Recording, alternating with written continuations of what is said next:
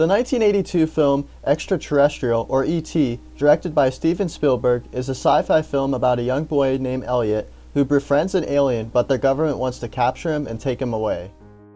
Most of the full-body puppetry was performed by a 2'10" tall stuntman, but the scenes in the kitchen were done using a 12-year-old Matthew Demerit, who was born without legs, but was an expert on walking with his hands. Steven Spielberg shot most of the film from an eye level of a child to further connect the audience with Elliot and E.T.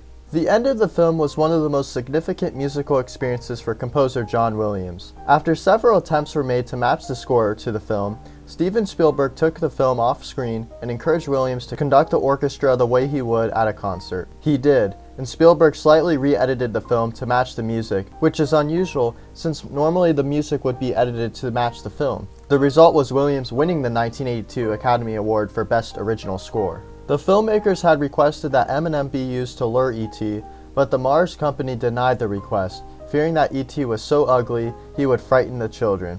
Reese's Pieces was used instead, and as a direct result, Reese's Pieces sales skyrocketed. Because of this, more and more companies began requesting that their products be used in movies. I think M&M deserved that, because how could you call E.T. ugly?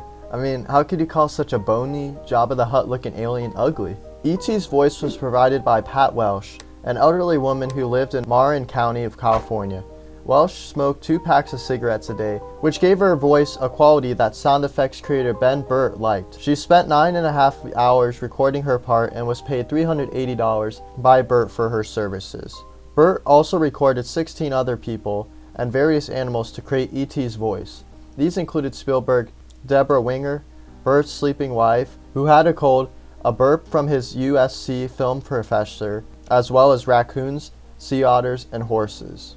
According to the film's novelization, E.T. is over 10 million years old. Dang, talk about being old. Everyone talks about Yoda being 900 years old, but E.T. blows Yoda out of the water completely. If you're a retro gamer, then you've probably heard of this fact. The E.T. Atari video game was one of the biggest critical and commercial failures in video game history, leading to thousands of unsold cartridges getting buried in a landfill in New Mexico. E.T. was initially developed at Columbia Pictures, but later on they decided to pass the film. Universal Studios took over production. Columbia had a 5% stake in the film, which made it their biggest hit of 1982. After seeing some 300 kids for the role of Elliot, Spielberg hired Thomas on the spot after he gave an improvised performance of what would happen if the government were trying to take his dog away.